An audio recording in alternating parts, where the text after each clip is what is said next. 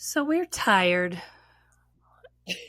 We are tired at this point in our timeline, folks. And I think it's two types of tired.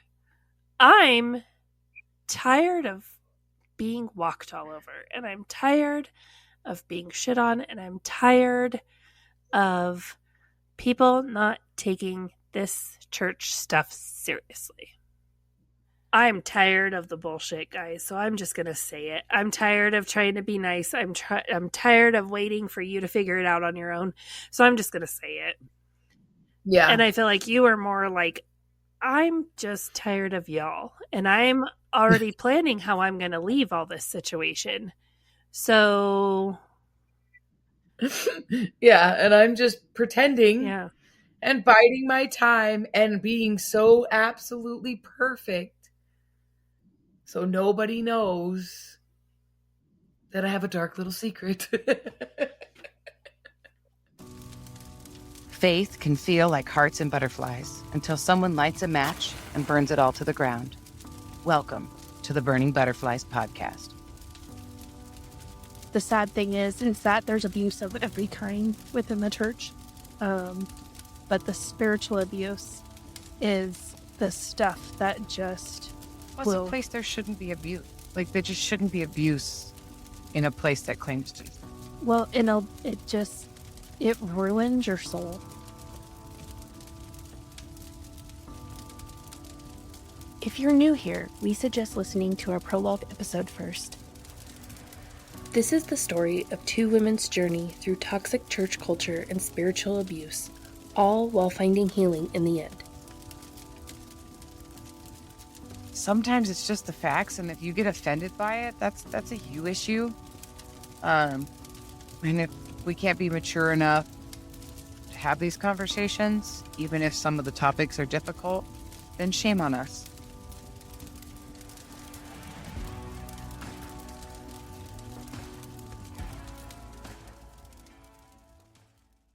I think for like the first time, yes, there were aha moments, and there's definitely like the last straw and what finally convinced you to wake up and see what the writing on the wall. But, during this time there's a lot going on behind the scenes. This is such a time of revealing, like there's just every time you turn around, there's something new. And it's not like before where it was energizing or you're putting out fires and you're on mission and you're doing all this stuff. Now everything is not going the way it's supposed to. And it's every time you turn around, it's some new, this is not okay. This is not okay. Like, that's not okay. This is not okay. And that in itself is exhausting. And I feel like during this time we were just having so many conversations behind the scenes that were like consuming about like trying to figure out what was going on, because like we knew, and then but also, like our listeners know, we didn't really know until we timelined this. So during this time though, it's just like there's a lot of conversations that are being had behind the scenes, and there's a huge unsettling feeling amongst everybody. You, me, and Brandy, that I know about, are having conversations and starting to figure things out. And I've mentioned before that the color system meant different people within the church started talking, and things are getting brought. It seems like almost every day there was like new information to process and digest. yeah, During this time. I agree, and it was exhausting. So one of my favorite things that Melissa has ever done in our time at Come As You Are, we finally get to tell this story. Because I got to watch this live and in person. That's a good one. And it is still to this day one of my favorite things. Yeah. So, if you remember, Thursday nights, Melissa and Froggy are teaching a Bible study for married people. It is reading through scripture, but you're doing it as a married couple. Charlotte sends her parents in to basically make sure Melissa and Froggy don't say anything they're not supposed to. And they keep trying to turn this into a marriage Bible study, a study about marriage. And all of us are just there to read the Bible as a married and talk about it. And they are confused because they can't understand that it's not a marriage Bible study. So they keep trying to give marital advice and egg people on to talk about their marriages to give marital advice. And people are like, shut up. That, like, everybody understood the assignment but them. So people are frustrated and they're annoyed. Right? And then, like, some people, we all got it. And then we would have these conversations. It was really sad to watch. That they couldn't figure it out. So they would say the most random and bizarre things. Like, we'd all be having a conversation and then they would pipe up with something that didn't even relate. Well, yeah, like, I mean, we would be reading a scripture. And I remember there was one night where we were reading a scripture and one of the wives, because her husband would have to come late because he would come over his lunch break at work. He worked like an evening shift. So he would come over lunch break. So he would show up late and then have to leave early. So for him, she shares before he gets there. She shares because the scripture was about like focusing on God in through like frustrations or something like that. And she shares that like she gets really frustrated with him. And she feels like he doesn't take his faith serious and stuff like that. And Charlotte's mom goes off about like being a wife and blah, blah, blah, blah, blah. And like you and me and Brandy are trying to like, no. Like we're not wife shaming her. Like she's sharing a raw, honest emotion and everyone else is at this moment. And, you know, if a man says something, like we're sharing as individuals, this isn't about marriage. This is about as individuals. And, you know, she was sharing like, it wasn't like she was complaining. She was saying, I realize I need to lean on the Lord in those moments. Yeah. And Charlotte's mom still went off about. Yeah, it was awkward. Yeah. That's yes, it was awkward. And I feel like that's how it was all the time. But that's like one vivid example that is yes. And that is how it was all the time. So not that it lasted that long. No. But well, because you know, we can't let the women lead. If it's one thing if the women lead, if it's just a study for women. Yeah. Because we're going to just let the girls be silly little girls and do what they want to do, right? But there's men in here. So it would be inappropriate for Melissa to lead this study because there's men in the study. Yeah. So and also a valid point though, like I was not allowed to like move up the ranks or move forward or move on if Froggy didn't come with me. Like it was evident and apparent that I was a competent, capable leader and able to do all kinds of things on my own, but I was never allowed to do those things. And there was always somehow it was connected to Froggy. And I don't know if that happened to other people. I just know that like for me and with my story, that like anything and everything that I wanted to do somehow would always get turned around that Froggy had to be included. And I don't know if that was like if you were allowed to be an office lady, but Justin needed to be included. Like, well, I do know that when I do know when I got my job, he was called and asked permission. Yeah. Which is weird. But it was never like you and Justin needed to have a ministry together. No, was that ever like promoted to you? No, and I think it's probably like it would honestly be like if they were like, great, Amanda, you want to be in charge of all of our like media and you want to be the marketing in charge of marketing and you're going to run all of the administration and what that's wonderful, right? And so what about Justin? Yeah, what's he going to do in the office for us? What's he going to do? And then like, well, is it going to be you and Justin doing the marketing and you and Justin, right? It would be like, and the fact that you never had those conversations, like, I didn't until this moment think about how weird that is. No, that is weird because I didn't think about it either. That like, I mean, worship, kids worship, the theater ministry. Yeah, everything I did. You had to take Froggy with you. Froggy had to be involved in. I don't know of any other woman whose husband had to be a part of what she was doing. I can't think of anyone either. Like, I mean, there were couples that did things together, but it wasn't like an expected thing. It was those couples came and said, we want to do this together. It was their idea. And once I got involved, I was doing things. I was moving up the ranks, per se, right? Before I married Froggy. And as soon as I married Froggy, I wasn't allowed to move up the ranks or do anything unless he was a part of it. Yeah. And now I'm sitting here and I'm thinking about how much we had in common that we really have nothing in common.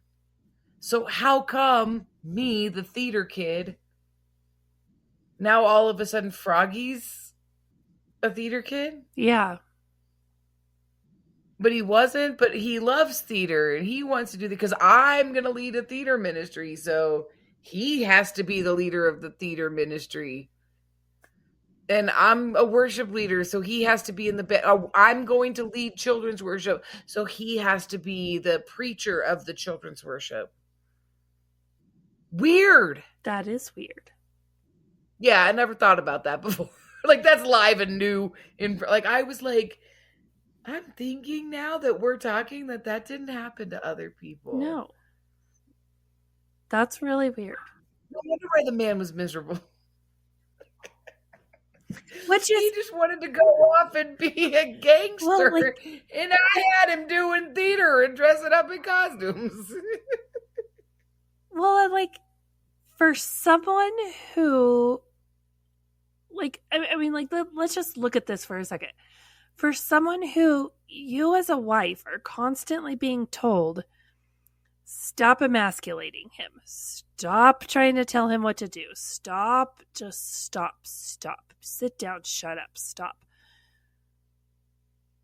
So for a man with that fragile of an ego, that's like, this is proof that his parents set him up to fail, because it was his parents who were saying that to you, but at the same time, it was his parents telling you, take him with you. Yeah. Make him do it. Right. That's weird. It's not the most back-assward thing ever. Yeah. Like, you tell me on one hand not to emasculate him, but on the other hand, because he doesn't do anything. Yeah. By himself. Like, he doesn't do anything. But they need him to do something. So then he just has to, like, and he plays along willingly. And he is promoting this idea. Like, what are the people in the Bible? Sapphira and Ananias and Sapphira? Yes. Like, he is convinced that this is who we are. We are them reincarnated. We are going to be this power couple for the Lord, right? Like, it's the most bizarre thing. Like, but what do you want to do? I don't want to do anything. Okay, well, I want to sing, and I want to do theater, and I want to do all this stuff, but I can't, and I think another part of it, as I'm talking this through, I can't leave my house and leave him because he goes crazy. Mm-hmm. Right? So it's like, so I can't participate in things because if you don't participate, you go crazy. So you have to participate. I can participate as long as you're there so that keeps the peace. You know what I was just But like, you thinking don't though? want to do anything, so but you're fine hanging out with me while I go and I don't. And it's because you wanted to do stuff. Because in his first marriage, him and his wife were members of the church, and neither one of them served. I mean, like they kind of did, Yeah. but not like you wanted to. Yeah. Like it's I can show up and serve like one Sunday a month. That's fine. Like, everyone does that. Like Yeah. it wasn't like what you were trying to do. So Yeah. it worked with the first wife because Yeah. it was fine because she didn't want to do it either. That's interesting. So you said he doesn't do anything. He doesn't do anything. So you have been writing the lessons. You have been coming up with what we're going to talk about. I know this because you would get excited about it and you would talk to me and Brandy about it before Thursday night. So we decide we're going to read through the Bible, right? And so we would talk, Froggy and I would talk about what we're going to do, that like there was the initial, like we're planning, right? And we would sit and have conversations. And then, at first it was very exciting and we were having these conversations and I felt like we were coming up with stuff together, right? And then, so he would come up with, I laughed when you said we had the study with the word focus, because in true Come As You Are, my dad is the acronym king. Everything has to be an acronym if you want to, impress the king. So as long as Froggy could come up with an acronym for it, and so our conversations really, I was like, oh, we're going to do like, this is where we are. Cause we started in like Genesis, right? Yeah. And I love Genesis. So I'm like deep diving into, like, I love to go down deep rabbit holes just in the first chapter of Genesis. Just so you know, like I could read that and I'm like, I want to look at it metaphorically. I want to look at it scientifically. I want to go down a rabbit trail poetically, and so I'm all excited. And so the first few meetings that we had, groups that we had, I really felt like we were both doing it, right? But also, like, I do get very gung-ho about things and I hyper focus, and I'm like, like I made that sheet after Froggy's sister talked and I was like, let's all study it this way. Like, I'm enjoying this so much. So I made the handout, right? And so it was really good. And like we got to, I want to say focus was probably the last acronym. And I don't remember how many, there weren't a lot. We didn't do this very long. It was a couple of months, maybe, if that. And so what started to happen is I realized very quickly that I was doing a lot of talking and a lot of doing. And then Froggy would show up, like he would be like, what are we teaching tonight? And I'm like, remember, we're talking about this, da, da, da, da, and it's like, and it's this. And I would give him the whole like rundown. And then we'd get there and he'd be like, so I feel like, and it'd be like, my head would start to scratch a little bit. I was like, 15 minutes ago, you didn't know what we were talking about. Now all of a sudden, revelations from the Lord. Yeah.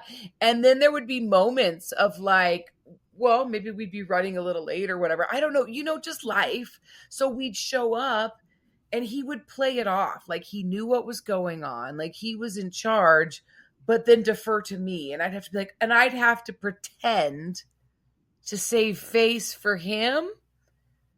But like, I wasn't doing it on purpose, but I was aware. Like I had become oddly aware that it was happening. Well, and I will say there was a couple times where it almost seemed like I'm going to do my wife a favor and let her share what we're going to learn tonight. Yes. Okay. Right. Yes. Like that. And so like and this wasn't months or years. Like, this is within a few weeks. Like, this, like, and then we have the grandparents who are trying to make it a marriage study, and we are tooth and nail fighting against making this a marriage study, right? Like, we're not doing that. And we're having these, and I am loving it. I'm absolutely loving it, right? And you and Brandy are not so much loving. I'm not going to speak for Brandy. I came to support you as my friend. Yes.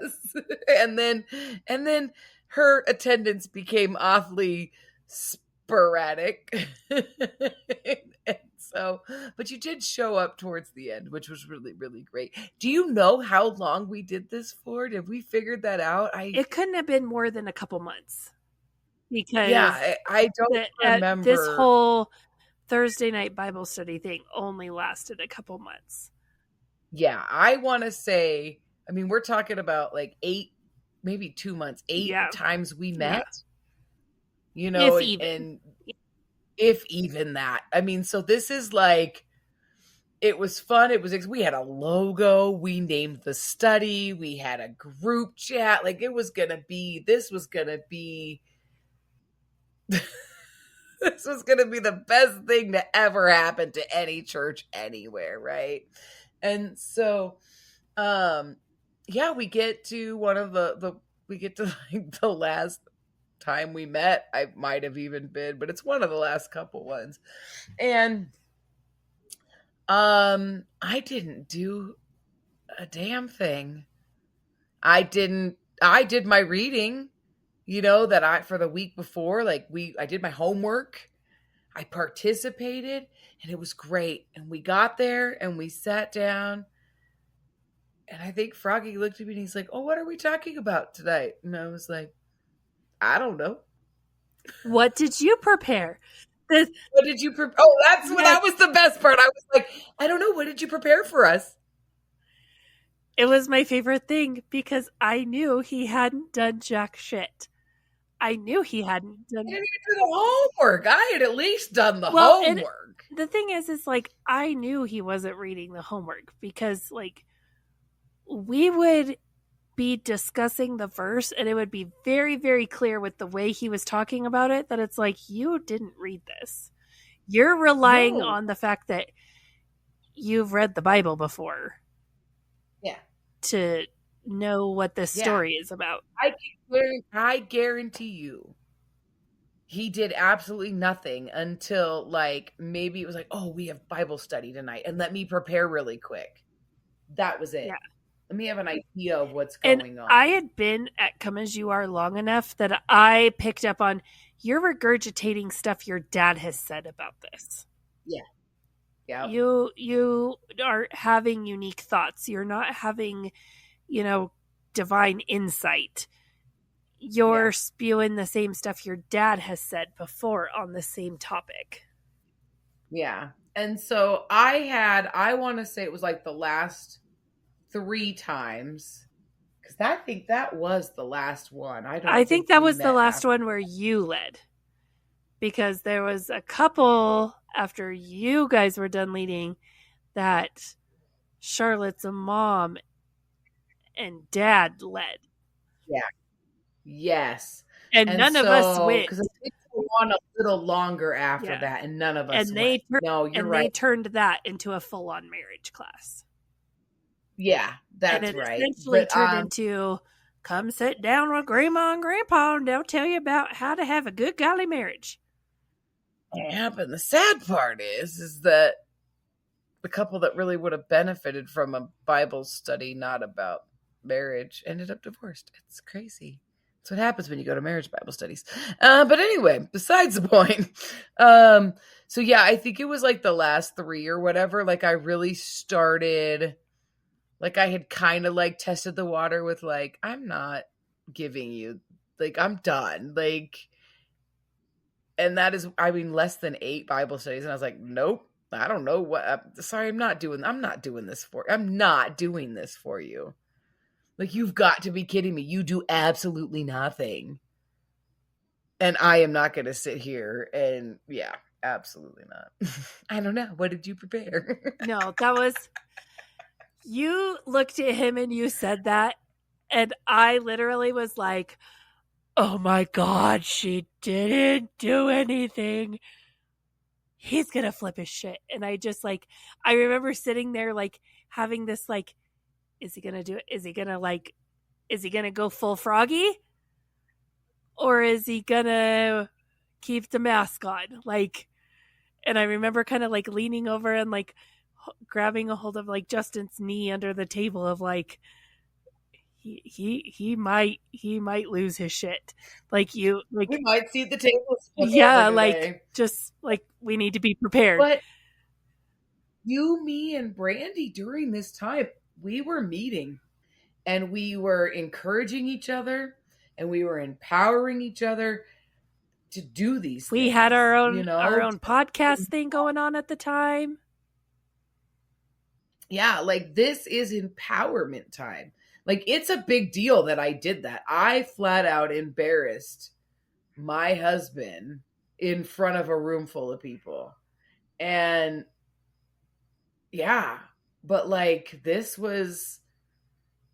is where we were at. Yeah, we had a podcast, we were meeting, we were helping each other through this stuff, we were encouraging each other, and yeah, that was the end of the Bible study. Well, and honestly, that was kind of the end for a lot of the studies. Yeah. Like, this was the downfall of Thursday nights. Like, Yeah. we started doing, 101, 201, 301, 401 that we talked about last week with Barry. Like, we start doing that around this time, and all these little groups just kind of start to fizzle out. And Thursday night kind of goes quietly back to being Barry standing on stage preaching to about 12 people. Yeah. I think the women's group, there was a group of ladies that enjoyed meeting, but I wasn't in there. So I feel like they just sat around and gabbed a little bit. Like I don't even know how much. Well, one of them was Charlotte had a group. Yeah. And no one could ever tell me what they talked about in that group. Like what that. That's what I'm saying. That's the group I'm talking about. And then there was another group of some older ladies, and they wanted to go through an old video series. So, I mean, at this point, we're talking like the fall of 2020, and I'm having to like find a TV and VCR and set it up in a classroom every week for these ladies to watch VHS tapes. Yeah. But again, it was like, I don't know, an 8 to 10 week study, and then they were done. And then they were done. And then Froggy's grandparents, they turned that into a marriage study, and that lasted for a little while. And then we were back to Thursday night service. Yeah. And if you wanted to do something, like they were open to it, but it was very much like everyone just kind of stopped adding new things. And so it kind of fizzled out, which is very on brand for how Come As You Are, functioned. But the thing is in Charlotte's group, Miss America was in her group with her. And it was I felt like Charlotte picked her group. Mm-hmm. I felt like Charlotte. I felt like it was a closed group and you had to be invited, be a member to get in. Yeah. That's how I felt about it. Because even when I was like I didn't go to it, like I mentioned it, it was never like, oh yeah, you should come. Yeah. And it was so very like hush hush of what they discussed. Yeah. And so this is where, for me personally, I start to see the favoritism towards Miss America become more blatant. Not just something that if you know situation, but Miss America would walk in the door on Thursday and Charlotte would be like, "Hi, how are you?" and give her a hug and, oh, the kids. And it's clear that, like, Charlotte knows the kid. Like, you can tell by Charlotte's interaction with children if those children have been invited to her house and have spent time in her home, or if they're just kids she knows from church. Yeah. And it was very, very apparent Charlotte was building a relationship with Miss America. Yeah. Burning Butterflies is a listener-supported podcast. Today's episode was brought to you by our amazing supporters on Patreon. Follow the link in our show notes to learn how you can become a Patreon supporter too. Supporters get exclusive access to bonus content each month, including outtakes, cut content, and supporter-only episodes. If you've enjoyed this episode, please leave us a rating on your listening platform. Burning Butterflies is a production of Asha Media. Thank you for listening.